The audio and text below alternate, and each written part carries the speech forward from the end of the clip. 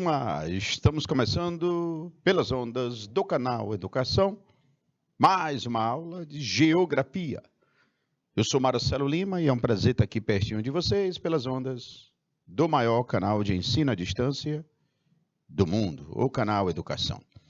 E no nosso episódio de hoje, queria dar em primeiro meu boa noite, Vitória, Jonilda, Marileide, Fabiana e todos que estão ligados, Sueli, Iracema, Débora, e aqui eu não falei o nome, vou falando aí durante a aula. Um abraço, sintam-se todos convidados para nosso primeiro episódio de hoje. E no nosso primeiro episódio de hoje, nós vamos tratar sobre a regionalização do espaço geográfico. E é nesse sentido que no nosso episódio nós vamos discutir sobre a regionalização do espaço geográfico. Vamos lá, turma? Sejam bem-vindos. Para entender a regionalização do espaço geográfico, a gente regionaliza quanto à natureza e quanto à atração.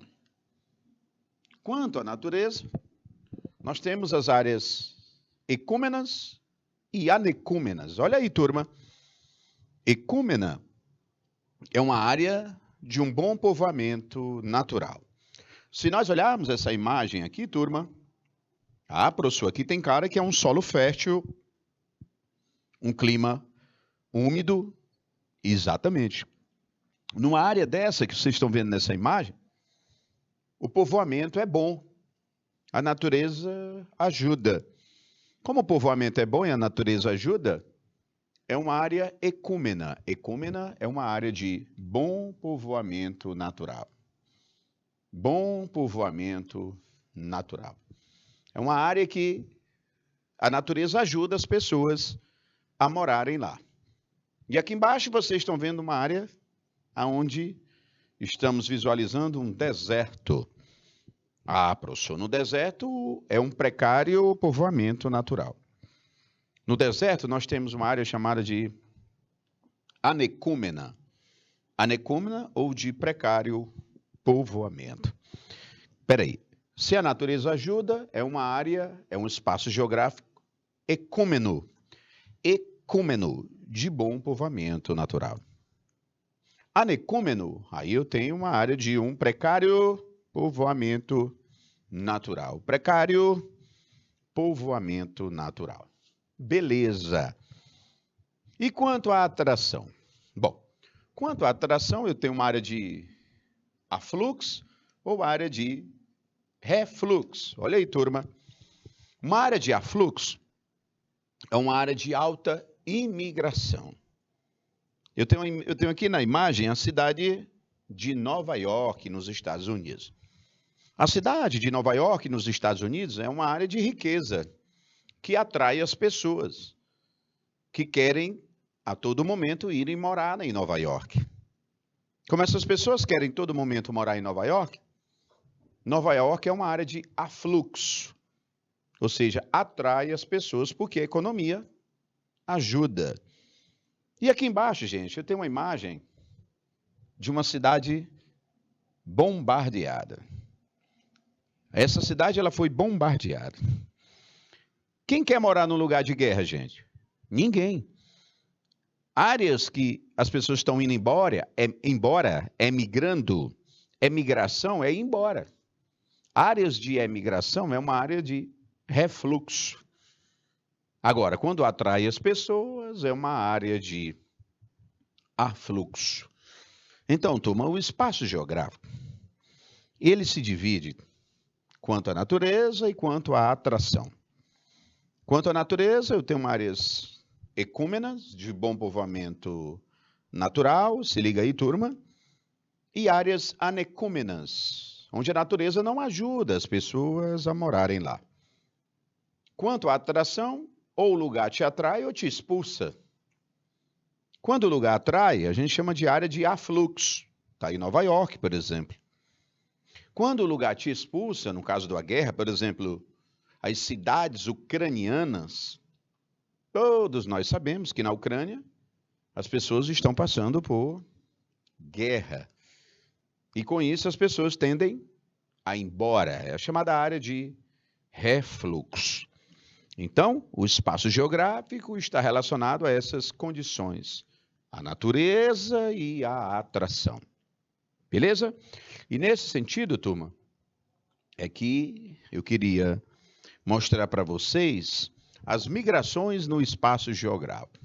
As migrações no espaço geográfico, que é o tema da aula. As migrações no espaço geográfico. Deixa eu anotar aqui para eu explicar com calma.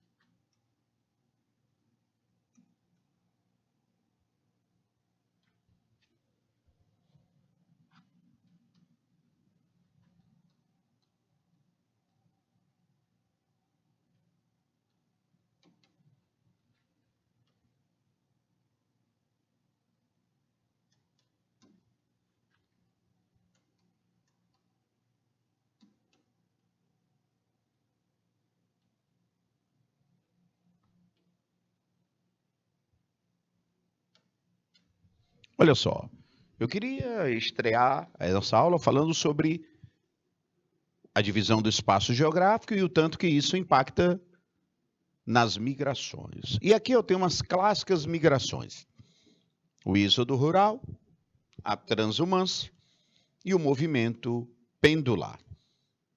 O êxodo rural, gente, é do conhecimento de vocês. Êxodo rural, o termo êxodo quer dizer fuga. Rural do campo, né? Fuga do campo. Na realidade, o êxodo rural ele ocorre quando o agricultor vai embora da zona rural e vem para a cidade. Professor, o que é que eu tenho que saber sobre o êxodo rural? Motivo 1, os motivos dele ocorrer. Vamos lá. O que é que faz um agricultor sair do campo e vir para a cidade? A pergunta é a modernidade ou a precariedade? Os dois. Os dois. Um agricultor, quando o campo em que ele mora é muito precário, falta tudo, ele vem embora para a cidade. Quando o campo é muito moderno, cheio de máquinas que tomam o trabalho dele, ele também vem embora para a cidade. Ou seja, tanto a precariedade quanto a modernidade faz o agricultor vir para a cidade. E quando ele chega na cidade, quais as consequências dele vir para a cidade? A maioria dos agricultores, turma, quando chega nas cidades, chegam sem qualificação profissional, sem estudo, porque não tiveram oportunidade, e sem dinheiro. Sem estudo e sem dinheiro, eles vão ter que ser adotados pela cidade. Coisa que, na maior parte dos casos, não acontece. Aí vão trabalhar de forma informal, subemprego, ganhando pouco, morando em situações precárias. E isso gera o inchaço urbano, que é o crescimento desordenado da cidade, gerando, entre outras coisas, a favelização na cidade. Mas a culpa não é dele, é da falta de políticas públicas para acolhê-lo na cidade. Mas, infelizmente, essa vinda do campo para a cidade gerou o inchaço urbano e os seus problemas. Transumância. O que é isso, professor? Para você não esquecer, turma, eu queria ir para a etimologia da palavra. Transumância. Transumância. O trans vem de transpor, quebrar a barreira, mudar. Uma da ideia de transpor. Eu saí de onde eu estava e transpus a barreira do lugar onde eu estava. O humus, humância, vem de humus. O que quer dizer o humus? Humus é o principal elemento do solo, do chão, do solo. Bora juntar? Transhumância. Transpor, mudar. Humus, solo. Transhumância, mudar de solo. E o que é isso, professor? Mudar de solo. É um agricultor, gente, que morava numa área de campo, numa zona rural, lá no seu solo, e teve que mudar para outra zona rural, para outro solo. Moral da história, transhumância é a mudança de uma zona rural, de um campo, para outro campo. Mas, professor, por que eles fazem isso?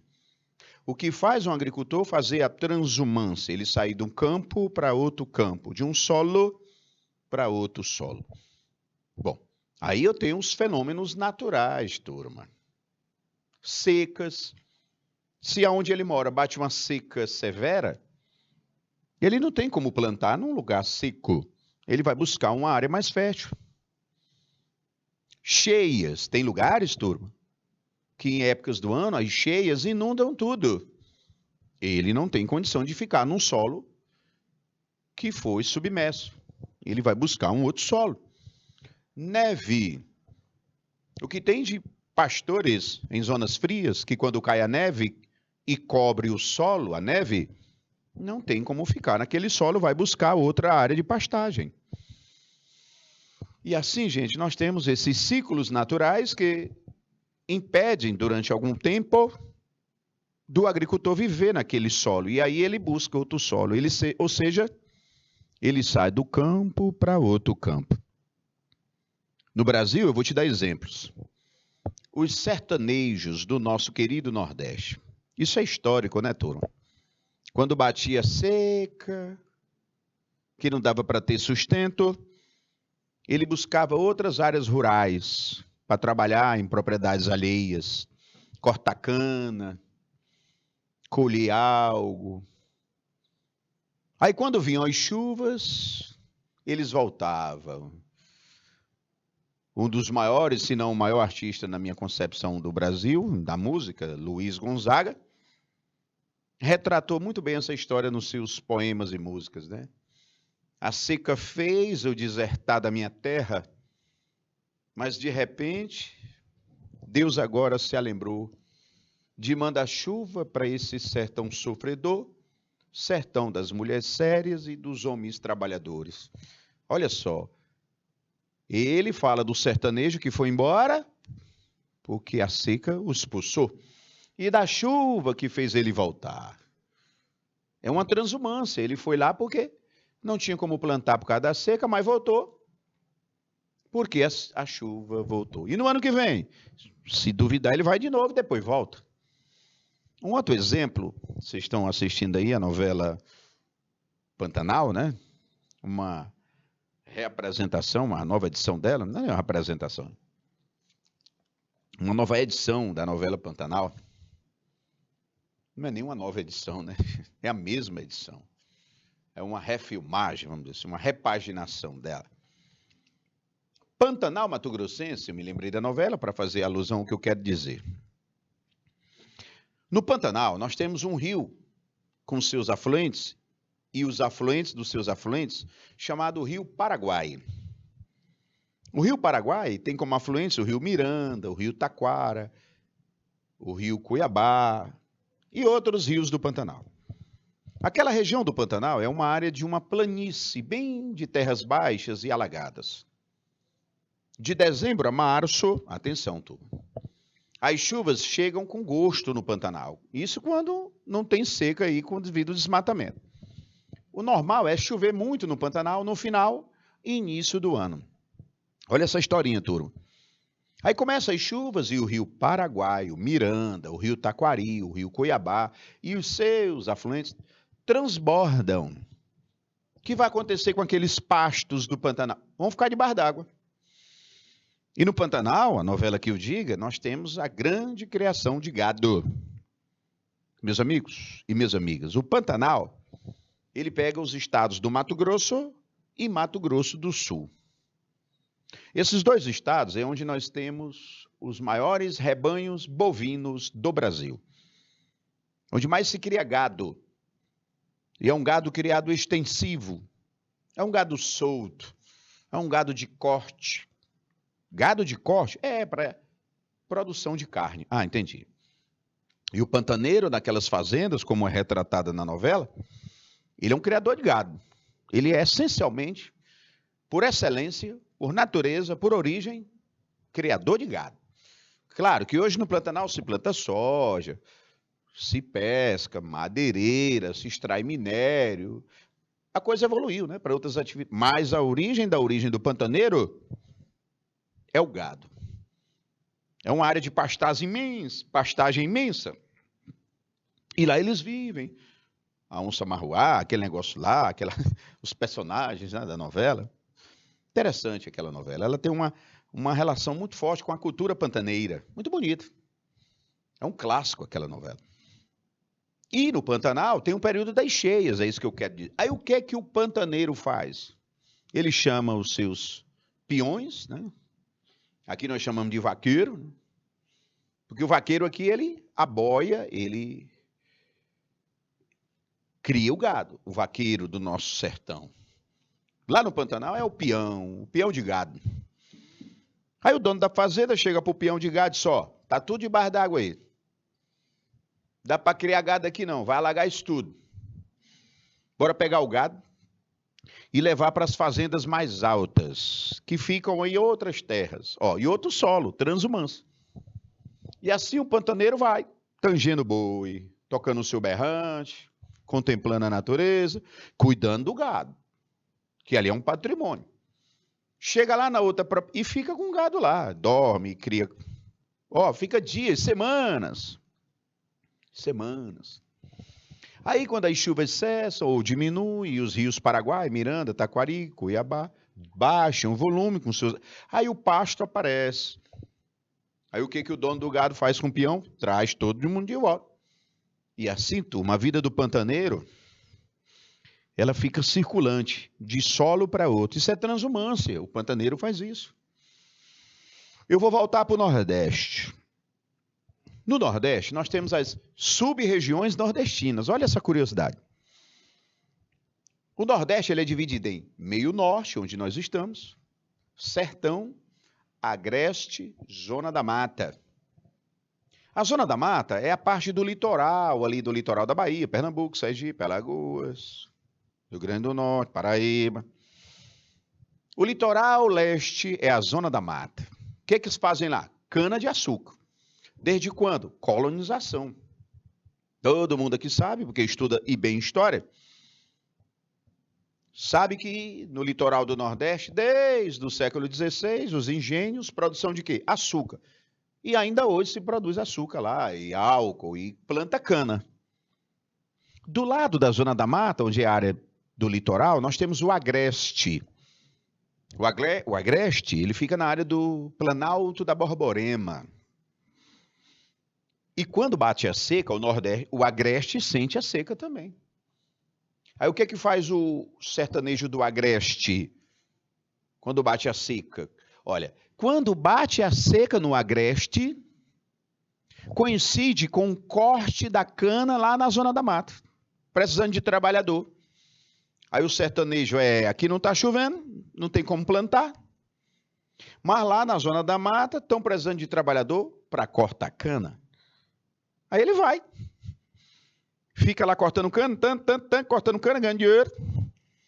Quando termina o período do corte da cana na zona da mata, é o período que começam as chuvas no agreste, a terra dele. Aí ele volta.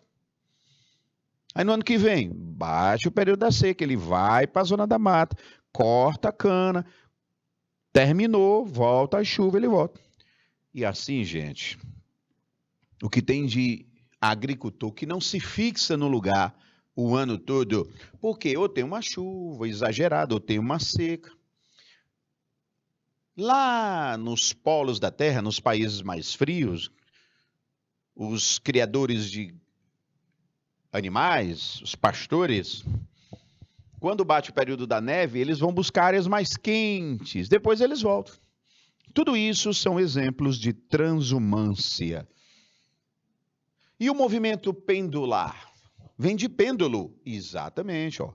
O pêndulo, ele vai e volta, vai e volta, vai e volta.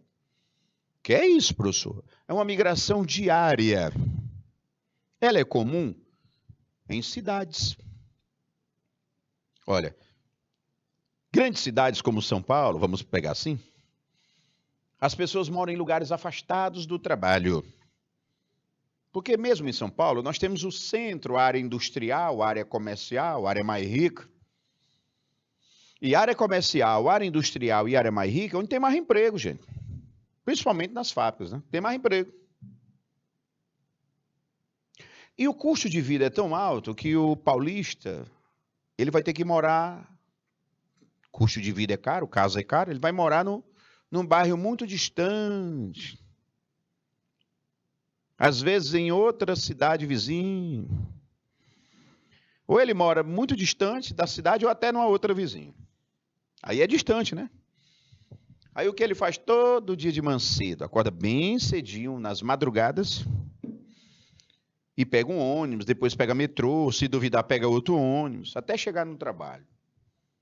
Ele passa aí o quê? 1, 2 horas ou mais para chegar no trabalho.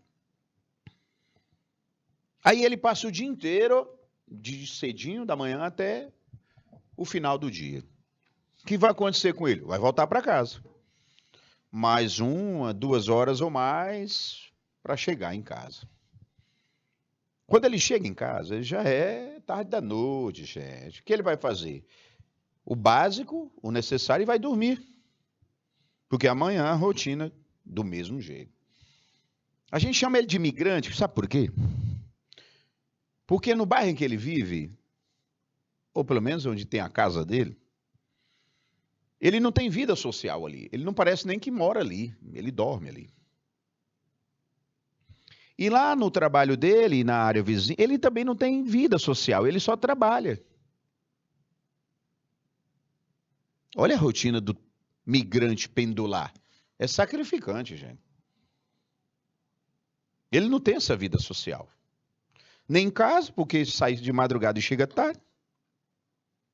Nos finais de semana vai cuidar dos afazeres domésticos, que só tem tempo, ou então de alguma atividade que não pôde ter feito na semana. Não tem vida social. E no trabalho, muito menos, ele está lá trabalhando.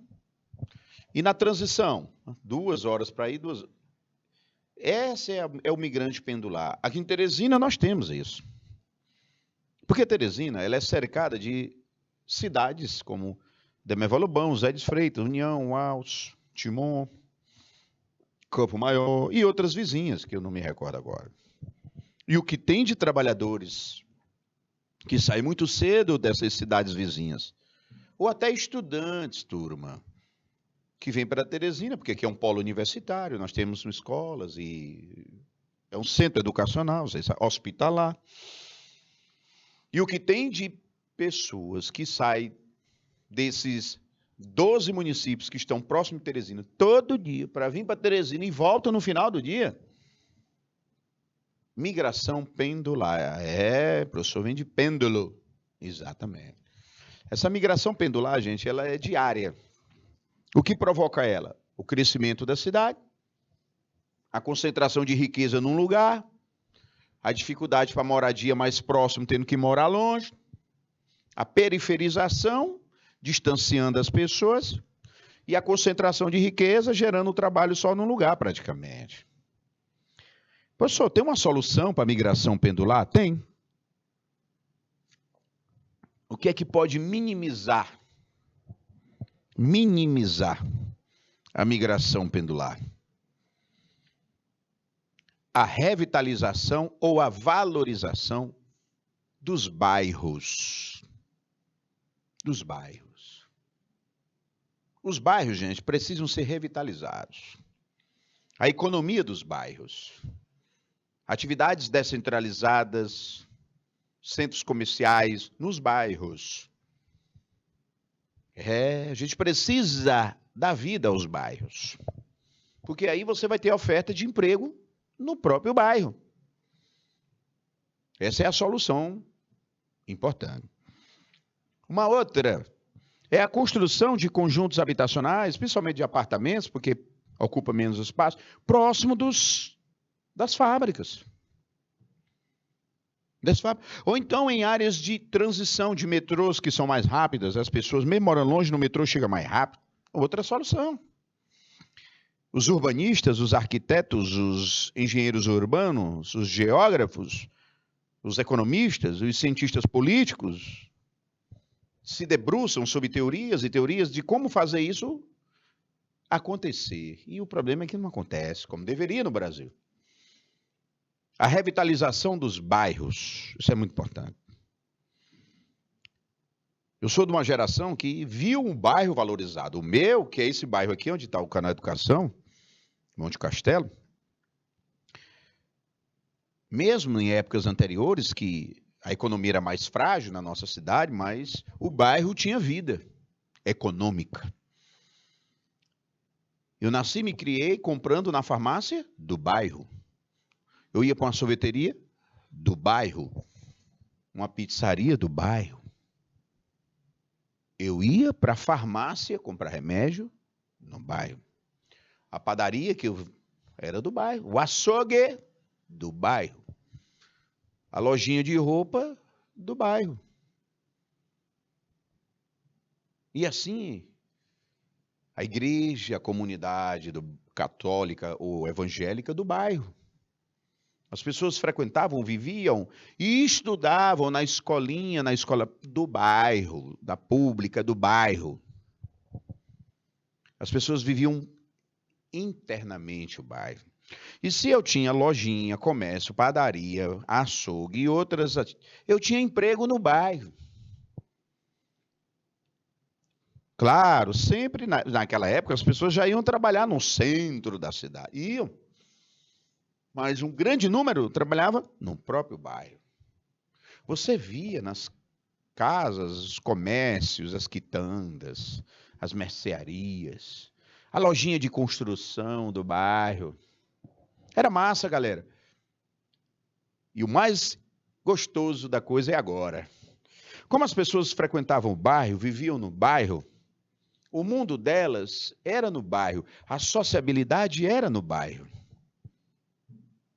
As pessoas tinham os seus grupos de amigos, os grupos de jovens da igreja, o time de futebol, a associação de moradores. As pessoas viviam, frequentavam a associação do bairro. O legal, gente, olha só. As pessoas chegavam e era comum casar as pessoas, o casamento entre pessoas do bairro, da rua. A minha irmã é casada com o esposo da minha irmã, é meu vizinho de origem. Claro, eles não moram mais aqui, mas a casa da minha mãe, duas casas separavam. A casa da minha irmã, do esposo dela. A gente olhava para a rua e dizia, fulano daquela casa casou com a fulana daquela casa. Fulano daquela casou com... Porque viviam próximos naquela harmonia, naquela convivência, e as pessoas trabalhavam, tinha um taxista do bairro, tinha o açougueiro do bairro. Foi o que aconteceu, galerinha. Vieram, principalmente dos anos 90 para cá, os famosos centers. Grave esse nome. Centers. Os centers. O principal dele é o shop centers. Mas não é só o shopping que é centers, não. Centers são grandes centros logísticos e comerciais. Exemplo de centers, o shopping, essas farmácias nacionais, essas grandes redes de restaurantes nacionais, de lanchonetes, fast food, McDonald's, Bob's, essas drogarias, né? Já falei, farmácias. Vamos embora. Essas grandes lojas de construção, centros das construções, esses grandes centros de clínicas e hospitais, os supermercados, os hipermercados, são centros de atacados e varejo. Esses grandes lojões, esses centros concentraram em um só ou em poucos lugares todas as atividades de todos os bairros. Você não vai mais na farmácia, você procura uma grande drugstore, né? Globo, Pac-Man, você vai embora. Você não vai mais no açougue do bairro, você vai nos grandes frigoríficos, nos grandes supermercados. Você não vai mais no mercadinho do seu Zé, do seu Chico. Você vai no supermercado, no hiper. Você não vai comprar uma loja, você vai no shopping, nos centros logísticos. E esses centros, eles foram concentrando e definhando os bairros. A economia dos bairros, elas perderam para os centros. A vida social no bairro é mínima. As atividades econômicas dos bairros ainda existem, claro, mas é muito pouco. Eu sinceramente, quando eu rodo aqui no meu bairro, que é o Monte Castelo, né? Eu não moro mais aqui, mas eu considero o meu bairro, sempre vai ser. Que eu vou nas mercearias antigas, eu me sinto assim, meu Deus, como isso aqui era a vida da gente. E aí você tem as pessoas morando distantes, não tendo economia lá, ou quase não tendo, elas tendo que trabalhar aonde estão os centros. Aí isso gera esse deslocamento desenfreado. É o movimento pendular. Queria deixar aí 2 minutos para vocês anotarem, por favor.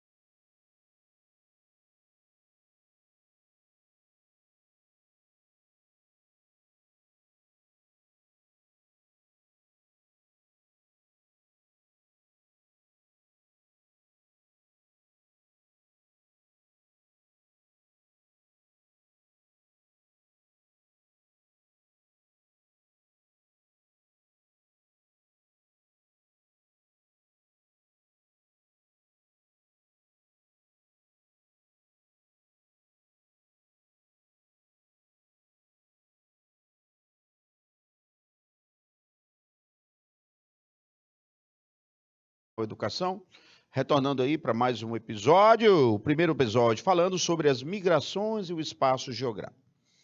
Dando continuidade, olha só, a regionalização do espaço geográfico, para regionalizar, dividir os espaços, nós temos que analisar as questões políticas. Quando eu falo política, não é política partidária, é política nos regimes políticos dos governos. Nós temos o capitalismo, o socialismo, o comunismo. Cada grupo de países, ou cada país, tem o seu regime de governo. O regime de governo, ele apresenta-se através das ações políticas de cada país. Se nós temos grupos de países com regimes políticos diferentes, nós estamos regionalizando pelos regimes políticos. A questão religiosa. O espaço geográfico mundial, nós temos a questão religiosa. Países muçulmanos, hindus, budistas, cristãos, hinduístas, sikhistas. Sikhismo é uma doutrina religiosa. Países sikhistas, como lá na Caxemira, hindus, como na Índia e outros, muçulmanos do mundo árabe, do Oriente Médio, do norte da África também, o islamismo é muito forte. Nós também temos o cristianismo. Cristianismo, que é a nossa religião. Nós somos cristãos, seja evangélicos, seja católicos, ambos são cristãos. Porque o cristianismo se divide, como eu te falei, no protestantismo, ou os evangélicos e os católicos. Ok. O islamismo, eu tenho os xiitas, os sunitas, alauítas e os sikhistas. Eita, professor, mas a divisão. Eu pensei que muçulmano era tudo igual. Alá, o Alcorão. Não é não.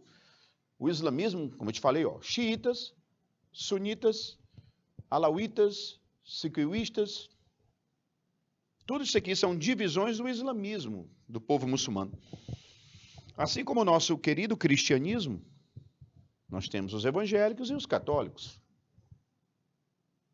E outras mais divisões, né? Enfim. E essa forma de regionalizar por religião é uma forma praticada no mundo inteiro. Por exemplo, nós temos nos Estados Unidos, a maior parte da população é protestante. No Reino Unido é protestante. Mas dentro do Reino Unido nós temos os católicos ali da Irlanda do Norte. E assim nós temos as religiões. Em muitos países, a religião ela influencia muito na política. Vocês sabem disso. Como influencia? No Oriente Médio, gente. O Irã. Nós temos ali a Revolução Islâmica de 79, o Ayatollah Khomeini tomou o poder. E o Irã, ele é uma república teocrática. República porque são 3 poderes, o executivo, o legislativo e o judiciário, igual aqui. República, 3 poderes. Lá, só que lá é uma república teocrática. Lá tem um líder religioso, é o Ayatollah. Hoje o nome do Ayatollah do Irã é o Ali Khamenei. O Ayatollah no Irã, o Ali Khamenei, é o líder religioso que manda mais do que o presidente, porque lá tem um presidente também. Olha só. E assim você tem a religião influenciando na administração, na política. Isso é comum no mundo todo. A questão étnica racial. Graças a Deus aqui a gente procura não influenciar a questão ética na política, mas em muitas nações, principalmente no continente africano, os grupos étnicos Tutsi e Hutus. E assim nós vamos ter vários grupos étnicos que brigam pelo poder em vários países do continente africano. A etnia, o grupo étnico daquele povo, quer mandar no outro grupo étnico, isso gera várias guerras civis. Guerras civis que assolam o continente africano. É uma divisão étnica, gente. Natureza. A natureza também contribui. Ou vocês acham que muitos países foram divididos também por aspectos naturais? Montanhas, os acidentes naturais, que a gente chama rios, montanhas, oceanos, florestas, elas separam os espaços geográficos. O deserto do Saara, que passa por vários países, ajuda a separá-los. Os rios, como o Rio Nilo, o Rio Amazonas, o Rio Paraguai, o Rio Paraná, o Rio Uruguai, eles separam países aqui no Brasil. Os rios, as montanhas, as florestas, os desertos contribuem para dividir espaços geográficos, claro. E dentro do próprio país. Gente, você sabe o que é que separa o Piauí do Maranhão? É o Rio Parnaíba. O que é que separa o Piauí do Ceará? É a Serra da Ibiapaba. O Piauí do Pernambuco, Serra do Araripe. O Piauí da Bahia, aí eu tenho Serra das Confusões, Dois Irmãos, Mangambeiras. O que separa o Piauí do Tocantins? Chapada da Mangabeira. O que é que separa o estado de São Paulo do estado do Paraná? É o rio Paranapanema. E assim, gente, o rio Tocantins separa parte do Maranhão do estado do Tocantins. O rio Gurupi separa o Maranhão do Pará. Enfim, a Cordilheira dos Andes que separa países e assim vai embora. Dentro do próprio país você tem os acidentes naturais que separam os rios, os morros, as serras. E a questão econômica, ou você nunca ouviu falar dos países de primeiro mundo, segundo mundo, terceiro mundo que existiu, né? Países pobres, países ricos, países desenvolvidos, subdesenvolvidos, são formas de regionalizar os países, o espaço geográfico. A gente separa muito, divide muitas nações, os países, pela riqueza, pela questão étnica, natural, racial, política e religiosa. Comunidade muçulmana, comunidade cristã, comunidade hindu, budista, são formas que o homem encontrou de regionalizar, de dividir o famoso espaço geográfico em que ele vive. Bom, turma, com isso nós vamos fechando o nosso primeiro episódio de hoje. Regionalização e a sua relação com a natureza, com a etnia, com seus aspectos, com a forma de atração, repulsão, migração. Regionalismo, gente, ele está incluso em vários aspectos humanos, aspectos esses criados por nós, enquanto seres humanos, sociedade e civilizações. Espaço geográfico, divisão, tema dos nossos episódios de hoje. Já já a gente volta para a próxima aula. Valeu, turma!